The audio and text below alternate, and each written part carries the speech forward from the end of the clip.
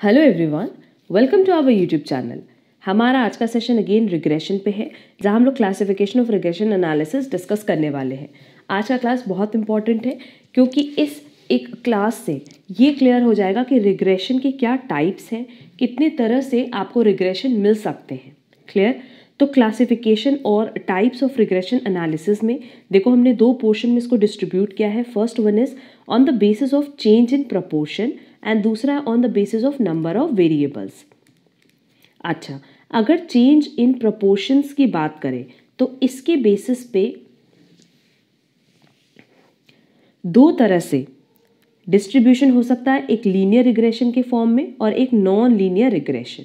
क्योंकि change in proportion change होने की बात करें मतलब x और y ये जो दो वेरिएबल्स हैं, जो भी डिपेंडेंट वेरिएबल होगा हम देखेंगे कि उसमें कितना प्रपोर्शन चेंज हो रहा है जब हम इंडिपेंडेंट वेरिएबल में कुछ भी चेंज कर रहे हो तो।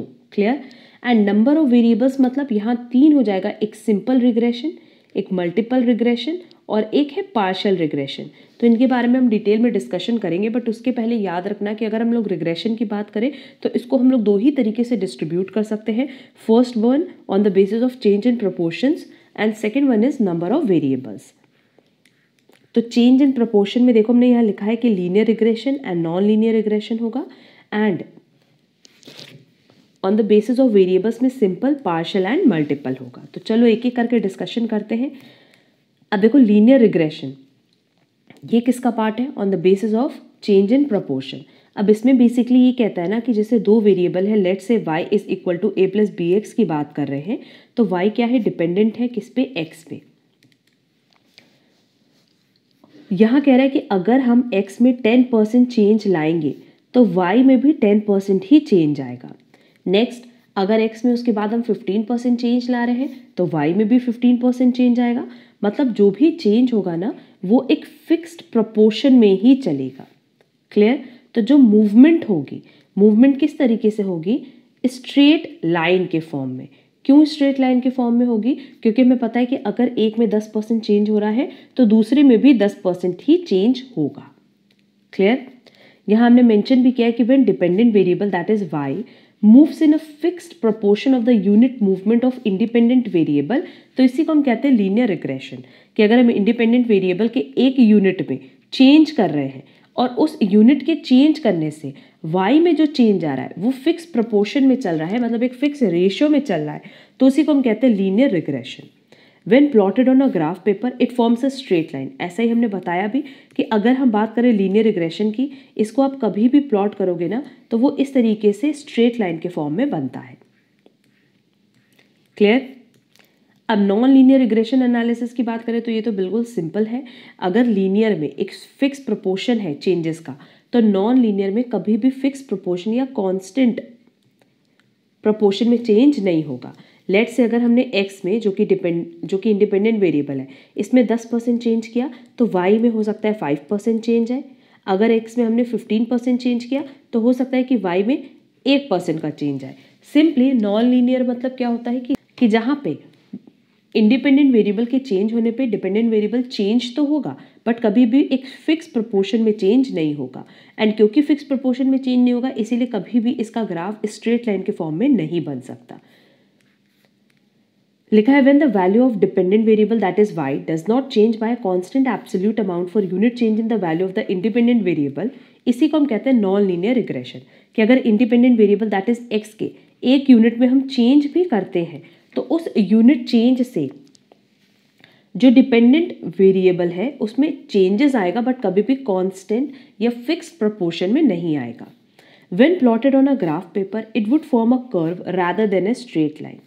It is also called curvy linear regression, क्योंकि लीनियर तो ये नहीं है, कर्वी लीनियर ही होगा। स्ट्रेट लाइन के other that is curve form में हमेशा इसका ग्राफ बनेगा। क्लियर? तो ये बहुत सिंपल दोनों पॉइंट था, लीनियर नॉन लीनियर। एंड देखो इसी वजह से इसका नाम ये किसके अंडर में है?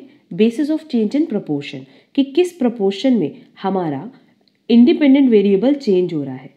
अगर इंडिपेंडेंट वेरिएबल के चेंज होने से जो डिपेंडेंट वेरिएबल है उसमें एक फिक्स प्रपोर्शन में चेंज आ रहा है तो हम लीनियर रिग्रेशन की बात कर रहे हैं।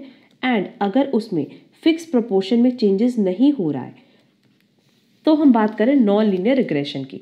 इतना याद रखना है कि जब भी हम इंडिपेंडेंट वेरिएबल में चेंज लाएंगे तो उसकी वजह से डिपेंडेंट वेरिएबल अफेक्ट ज़रूर करेगा। होपफुली दोनों पॉइंट क्लियर होगा। अब हम लोग चलेंगे सिंपल रिग्रेशन पे। ये बहुत सिंपल सा पॉइंट है। कह रहा है कि अगर हम सिर्फ 2 वेरिएबल की स्टडी कर रहे हैं तो हम बात करें सिंपल रिग्रेशन की। When only 2 variables are study to find the regression relationship, तो ही हम उसको कहते हैं simple regression analysis. Of these variables one is treated as an independent variable while the other as dependent one. अगर एक independent है तो दूसरा क्या होगा, हमेशा डिपेंडेंट। जैसे हम लोग इकोनॉमिक्स में पढ़ते हैं प्राइस एंड डिमांड, तो प्राइस एंड डिमांड बेसिकली क्या है, हमेशा हम ये देखते हैं कि हमारे प्राइस में कितना चेंज हो रहा है और उस चेंज से डिमांड कितना अफेक्ट हो रहा है। तो एक हो गया लेट्स से एक्स और एक हो गया वाई। तो यहाँ हम लोग जब भी बात करते हैं लॉ ऑफ डिमांड की तो हम कहते हैं कि प्राइस में चेंज, तो प्राइस कैसा वेरिएबल हो गया, इंडिपेंडेंट वेरिएबल। तो फॉर्मूला तो इक्वेशन बनेगा y is equal to a plus B X, क्योंकि x किसको शो कर रहा है, प्राइस को, एंड प्राइस में चेंज होता है उसके अकॉर्डिंग डिमांड में चेंज आएगा। क्लियर। तो इसी तरीके से हम लोग डिनोट करते हैं डिपेंडेंट एंड इंडिपेंडेंट वेरिएबल को। Next partial regression. यहाँ कह रहा है when more than 2 variables are studied in a functional relationship but the relationship of only 2 variables is analysed at a time. मतलब आपके पास बहुत सारे वेरिएबल है, x भी है, y भी है, z भी है। Clear. But at a time हम 2 ही वेरिएबल की स्टडी करेंगे।